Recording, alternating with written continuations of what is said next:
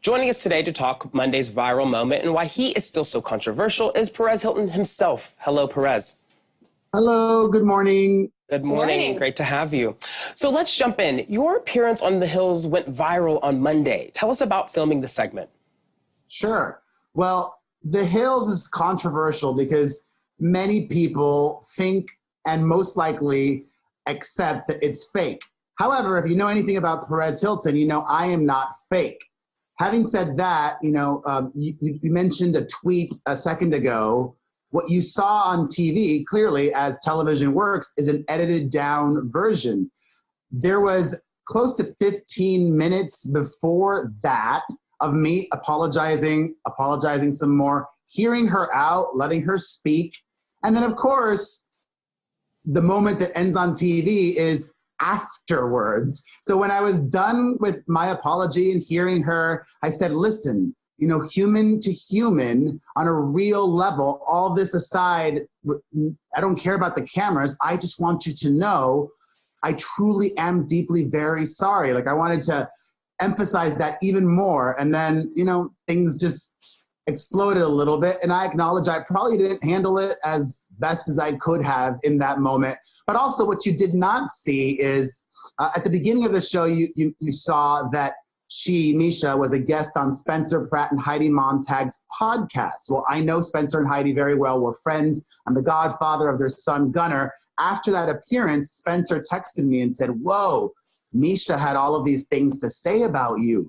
And that caught me off guard, and I felt truly awful. So I said, Spencer, I'm going to make a video, and I want you to send it to her, please. A private video. I didn't apologize publicly. It was a very personal, sincere, private apology. She received that. And I didn't want to do anything public back then because I didn't want people to think, or her, that I wasn't being genuine, that I was doing it for any ulterior motives. So, I apologized then. I apologized again in person.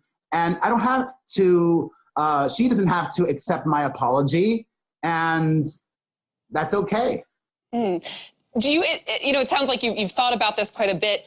Do you understand why some people might not accept your apology? Are you okay if they never accept your apology? Yeah, absolutely. And to those that question what I said, let me break it down for you. My 3 reasons why, very simply and honestly, if I could go back in time and do things differently, I would.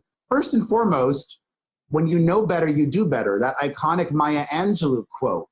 I now know better, and I'm not an idiot young person. So I would do things differently if I could go back in time and do them differently. Secondly, if I could go back in time and do things differently, I would, because my kids are most likely going to suffer repeatedly because of who I am and what I've done in the past. And thirdly, if I could go back in time and do things differently, I would, because I am confident with every fiber of my being that I would have still been successful, because I have the hunger, the drive, the insane work ethic, and I have talents and skills that would have led me to thrive in whatever it is I would have done. And Perez, you bring up your kids, and I was wondering, you in 2017 were profiled and said you have been pivoting the type of content you've been doing, especially under the age of Trump. I know your site's covering, immigration issues as well as celebrities.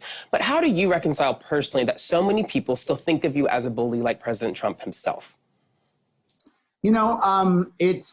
It's baggage that I carry with me every day. And like I said, actually, I am so honest and so real. You want to know what will change public perception of me? If I was on a successful TV show. Success on a massive scale changes everything. If I was on a talk show that was popular, or if I was on a sitcom that was a hit sitcom, all of a sudden people's perceptions of me would be very different because, oh, that's that guy, he's on that hit show I love. Well, Well, one of the things we were saying is that, if you could go back in time, you might do some things differently. Unfortunately, we can't go back in time. And in the 2000s, I remember reading your site. It was really powerful, but at the same time, there was content on there that denigrated women and was troublesome in the way that you talked about women's bodies. Do you ever consider how your content perpetuated some of the issues that the Me Too movement is working on to address in Hollywood? I didn't consider that back then because the Me Too movement wasn't around, but I definitely am very mindful of how I do things now. Absolutely. And I know that you've been pivoting for a few years now, but there have been some slip-ups. Jennifer Lawrence is a very popular slip-up that people point to when they discuss you. Do you find it hard to not slip back into bad habits on your site when people kind of come to your site still looking for that meanness? Oh, absolutely. I mean, some of old Perez even came out in that Hills interaction. I'm not perfect. I'm not Oprah. The big difference is I try to do better. Am I still going to make mistakes in the future? Sure. But as I even said on the show, The Hills, like back then, I knowingly did things that I knew was wrong. Now, if I do slip up and make a mistake, it's not knowing, it's not premeditated. It's, I messed up. I put my foot in my mouth. I did something that I shouldn't have. Speaking of that and being able to identify those moments, how do you feel like you're countering that damage now? Well, by doing things differently on the website. The biggest thing in regards to, the Me Too movement and women and their bodies, I own it. Back in the day, and listen, I'll call it like it is too.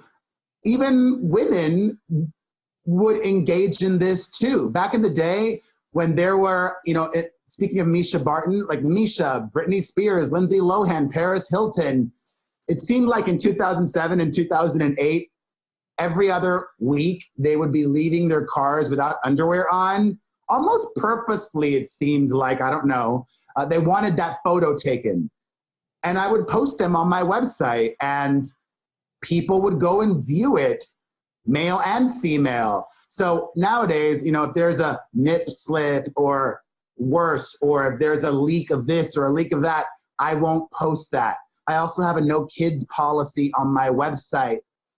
Being a father, I take that very seriously. I also don't doodle the inappropriate things on photos anymore. I don't give people nasty nicknames like the awful one that I had for Mischa Barton, which I don't need to repeat. It's not like I reinvented the wheel. I just put new rims on it. Mm-hmm. I'm still sassy and opinionated, but I don't want to be, and I try not to be cruel or nasty or hurtful or a bully. Those are things that I really actively, mindfully work towards. Listen, I get it. Artists are very sensitive people. If I talk about a new song that, I don't know, whatever, Miley Cyrus released, and if I express my opinion and I say, I really don't like this new Miley Cyrus song, she might really dislike me for saying that. And she may even argue, well, if you don't have anything nice to say, don't say you don't like somebody's song. Just don't say anything at all, It's my job to have opinions and share them. Yes, for sure. Well, Perez, thank you so much for joining us today and walking us through that moment. And I'm sure we'll be watching to see what unfolds next with the show in your own future. Thank you.